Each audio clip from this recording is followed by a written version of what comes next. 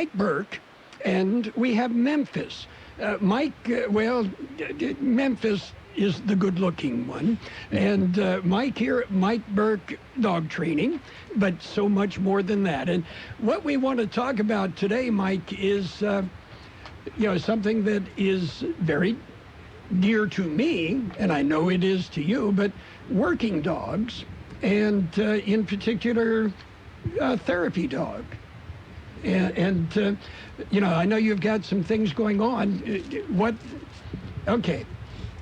As you're aware, my family has raised a total of 9 guide dogs, seeing eye dogs for the blind. And that's a true working dog. And there are other working dogs. How about a therapy dog? What exactly are we talking about here? Well, with therapy dogs, we do visits to convalescent homes, adult daycare facilities, to assisted living facilities. We do programs in schools. Memphis and I just did Barbara Worth Junior High Career Day a couple weeks ago, and kids love him, and he's a great prop to keep kids' attention on you. Therapy dogs are basically you visit with patients in the hospital. We do El Central Regional Medical Center is the only hospital right now that has a therapy dog program, and we do visits with the patients every Thursday. They give us a list. They go around on Wednesdays, collect the list of people that want visits, and then on Thursday we go to the rooms requesting the visits. And not only do we visit with patients and their family and friends, but the staff also benefits from the interaction with the dogs. Okay, now, a therapy dog, it is highly trained, as is the person that is working with the highly trained, with the highly trained dog. That's one of the things that we've always pointed out. You got to train the person. Right. The dog's the easy part, usually. Right, with therapy dogs, and I'm actually a certified evaluator for Therapy Dogs International, so I test dogs and certify them for therapy dog work. And when I'm testing the dog, I'm also testing the handler. I can fail a dog. I've failed dogs before because the handlers just weren't aware of what was going on with their dogs. So yeah, it's very important. One of my favorite sayings is never tell me your dog is stupid, because intelligence runs down the leash. Yeah, okay. Now, Memphis is a gorgeous shepherd, and unfortunately, if you're watching on YouTube, you really can't see Memphis because he is so relaxed. He is a gorgeous German shepherd, the classic styles, with the multicolor, and he's kind of a big dog too, isn't he? Yeah, he's probably about 95 pounds. Okay, and just sweet and gentle. One of the things that we have learned, shepherds are very easygoing for the most part. Yeah, they've got excellent temperament. His litter there was a litter of 4, all are AKC champions, 2 are AKC grand champions. So they're around and competing in dog shows. They're around hundreds of other dogs and people as well. We just went to the Palm Springs Dog Show this last weekend, and I had another shepherd of mine, and there were 3,700 dogs entered in that show. So they all have to be well behaved, yes, for the most part. Okay, and no cats. No cats. Okay. Now, you mentioned basically, aside from the district attorney's office, Golden Doodle, Ginger, Memphis is the only other certified therapy dog in the valley? Actually, Memphis is a dog in training right now. Okay.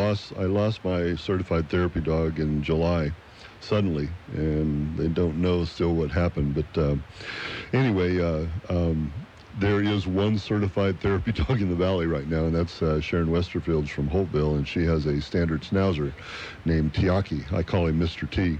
And they just did visits yesterday at El Central Regional. So they're active, but right now we have a dire need for more therapy dogs. So I have 3 candidates myself that I'm working with of my own dogs.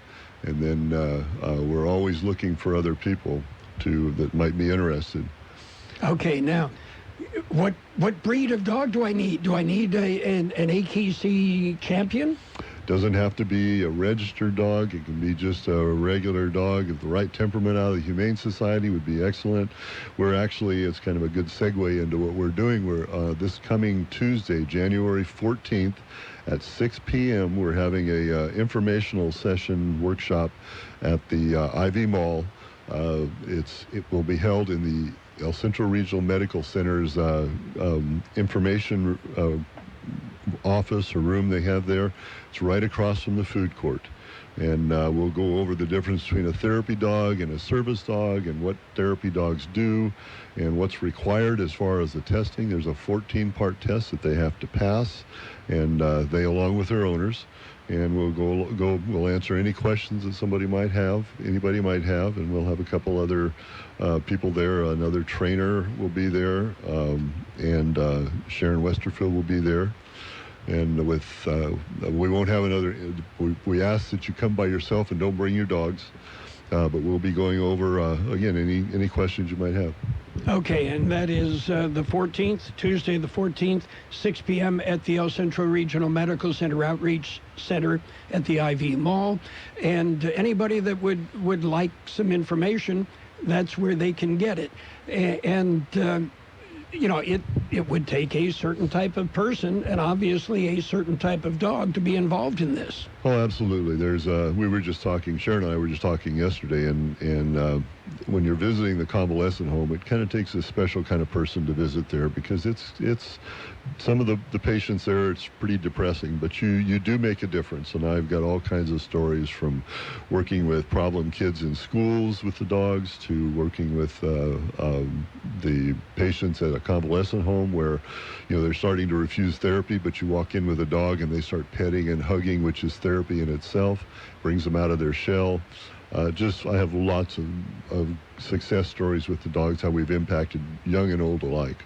Okay, and again, you would explain in this information session the difference between, a service dog like a seeing eye dog, or, the comfort iguanas, that people foist on the public.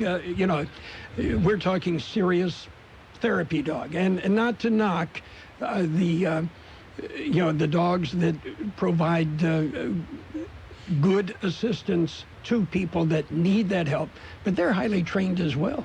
Correct. It's my dad volunteers and drives the veterans bus to San Diego, or van to San Diego, once or twice a week, and was complaining to me not too long ago about how people are running around the VA hospital with dogs that have therapy dog vests on, but they're getting in fights, they're tripping people, they're out of control, and it puts a bad name on the legitimate requirement for service dogs, or not. They're wearing vests saying service dogs, I should say. And I have calls all the time, people wanting to know what I charge to certify a service dog, and the first thing I require is somebody provide a note from the doctor saying that a service dog would be of benefit to them. And I don't train personal service dogs. I do work with Next Step Service Dogs out of San Diego, and we train service dogs free of charge for veterans. And a trained service dog, depending on what they're trained for, can cost $20,000 to $50,000, as much as $50,000 or more. So, but we do that free for veterans. Well, one of the things, again, going back to the guide dogs, by the time they are done with the raising and and everything else, Guide Dogs of the Desert has anywhere from $80,000 to $100,000 invested in that dog, and to go on the web and certify a service dog, for $20, that hurts. Yeah, exactly. And unfortunately, ADA, it has to be kind of broad in its statements, because when you're asking somebody if they have a service dog, there's only two questions you're allowed to ask. Is it a service dog, and what function does it provide? Yeah. Okay, now, again, therapy dogs, a wonderful program, a lot of benefit, not just in a hospital or a convalescent home, but as you pointed out, in schools, in court. And that's where Ginger from the district attorney's office really shines. And you've got the information on Tuesday. Run that by me again. Well, again, it's being held this coming Tuesday, January 14th, 6 p.m. at the Ivy Mall, El Central Regional Medical Center's Education Center, which is right direct across from the food court. Okay. And don't bring your dog, but show up and get the information. And Memphis, did you have anything? Memphis, did you have anything to add to that? Okay, come on. Yeah. Okay, there he is. He is gorgeous. And so relaxed. How old is Memphis? Memphis is 8 years old. He'll be 9 years old on the 17th of May. Okay.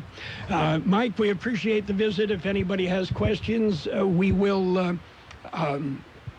give us a call. We'll pass along the information to Mike and to Memphis.